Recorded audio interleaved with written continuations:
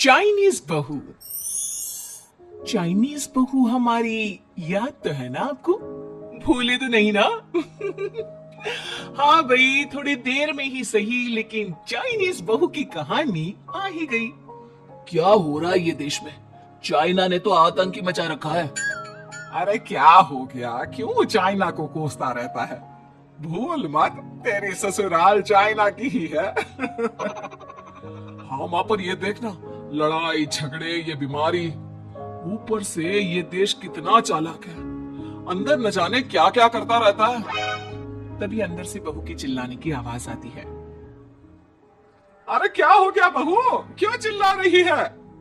माँ जी, ये देखिए, ये रूस ने यूक्रेन की हालत क्या कर दी है। ऊपर से चाइना में दोबारा लॉकडाउन लग गया है। माँ जी, अब क्या किया जाए? अरे तो तुम लोगों को क्या परेशानी हो रही है? मैं तो यही नहीं समझ पा रही हूँ। वो क्या है ना माँ, हम लोग चाइना जाने की सोच रहे थे। सांगसू के भाई की शादी है। तो क्या? अरे कौन सा उन लोगों के यहाँ भाई घोड़ी चढ़ता है जो बहन काजल लगाकर नेक लगी? माँ जी, उसकी आंखें बहुत छोटी छोटी है, उसमें या तो पुतली रह सकती है या काजल। साले की पुतली निकाल कर काजल लगा दो, अंधा कहीं का। क्या क्या बोले तुम मेरे भाई के बारे में? अरे नहीं नहीं बहू, वो तो बोल रहा था कि तुझे नेक मिल जाएगा। बहन है ना तू उसकी। नहीं नहीं माँ जी, मैं सब समझती, ये मेरे भाई को मजाक बनाते रहती। कितना सीधा है मेरा भाई, बिल्कुल छिपकली जैसा। नहीं नहीं बहू, सीधा गाय जैसा होता है।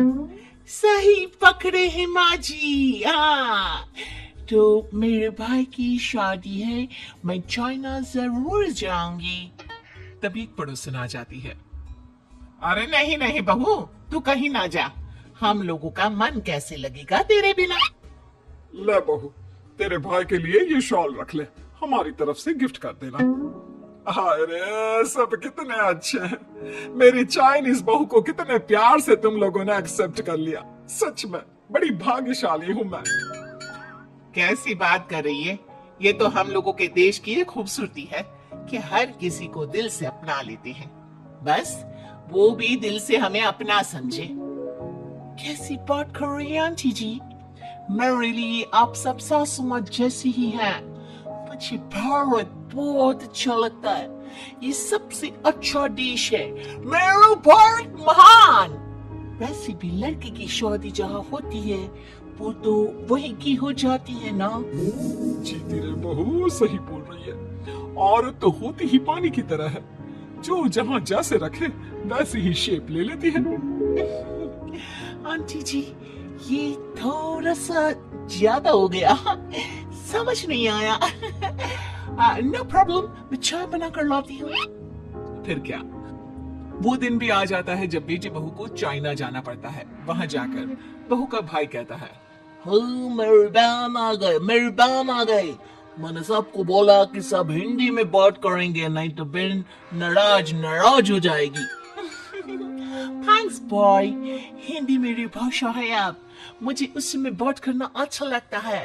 अपने जीजा जी से मिलो। ओ बहन, तुम अंदर चलो।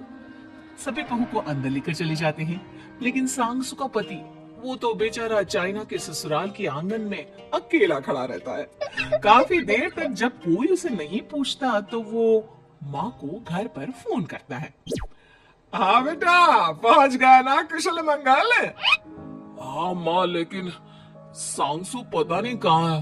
वो तो अंदर गई है, तब से बाहर आई ही नहीं। अरे कैसे बात कर रहा है? तो तू अंदर चला जा, तू बाहर क्यों है? अरे दामाद है तू वहां का। उन लोगों ने तुझे बिठाया, चाय पानी कुछ नहीं पूछा?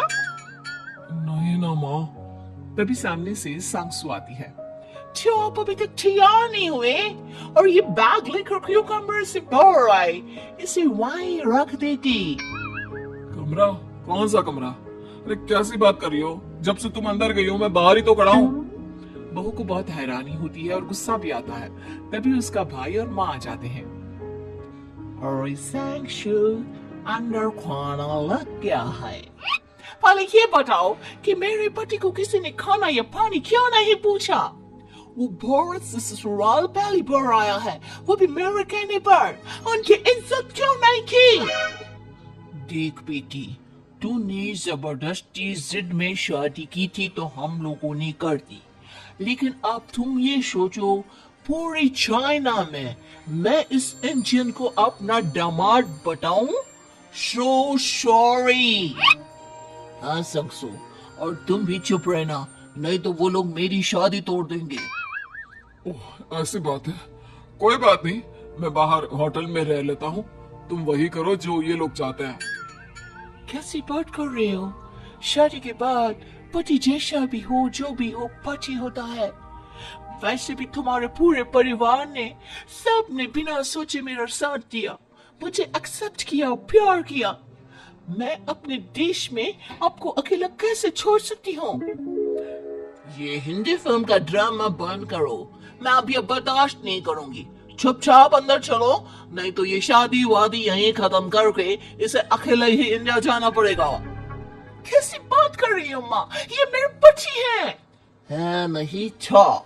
हम लोगों ने यहाँ वकील को बुला लिया है, जिसके बाद अब तेरा तलाक करा के हम यहाँ के चाइनीज लड़के से तेरी शादी करा देंगे। अरे कैसी बात कर रहे हो? हम तो यहाँ तुम्हारी शादी के लिए आए थे।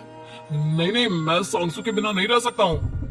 हाई वोल्टेज ड्रामा होने के बाद से ही सारा माहौल खराब हो जाता है कि तभी एक लड़की आती है। मैंने सारा इंतजाम कर दिया है, सांसू की शादी का मंडप परसों लग जाएगा। तब तक इसके पति को कमरे में बंद कर देते हैं। सभी सांसू के पति का हाथ बांधकर उसे कमरे में बंद कर देते हैं।